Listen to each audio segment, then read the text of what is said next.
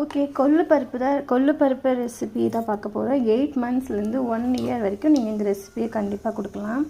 கடுகு, ஜீரகம், மல்லி. ஓகேவா? நீங்கள் 8 மந்த்ஸ் அப்படிங்கும்போது இதோட குவான்டிட்டி நீங்கள் கம்மி பண்ணிக்கலாம். ஓகே, இதுவே 1 இயர் ஆயிடுச்சு அப்படின்னா நீங்கள் இதே அளவு போட்டுக்கோங்க.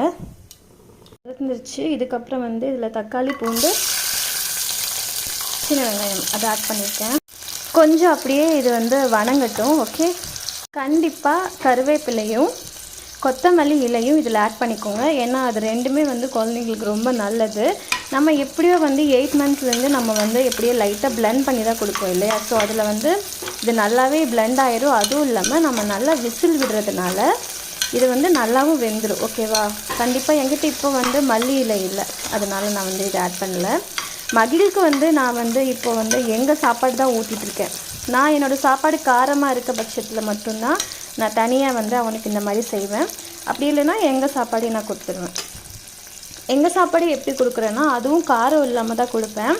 ஆனால் நம்ம பண்ணுறதுக்கு முன்னாடி அந்த குழந்தைங்களுக்கு தேவையில்லாத மசாலாஸ் எல்லாம் இருக்கும் இல்லையா, அதெல்லாமே நமக்கு அது தேவைப்படும் போது அது ஆட் பண்ணாமல் நல்லா கொதிக்க வச்சுருவேன். ஓகேவா? லாஸ்ட்டில் ஆஃப் பண்ணுற ஸ்டேஜில் அதை ஆட் பண்ணிப்பேன். அதுக்கு முன்னாடி மகிழுக்கு அந்த குழம்பு நான் எடுத்து வச்சுருவேன். இப்படி தான் மகிழுக்கு நான் கொடுத்துட்ருக்கேன். அந்த அளவுக்கு ஃப்ரை ஆயிடுச்சு.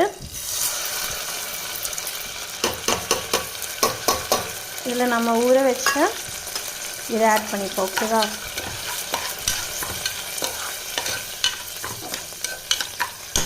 ஓகே, நான் உப்பு 1 இயர்க்கு அப்புறத்துலேருந்து ஆட் பண்ண ஆரம்பிச்சிருக்கேன். மட்டன், நான்வெஜ் எல்லாம் செய்யும்போது கண்டிப்பாக உப்பு போட்டுப்பேன்.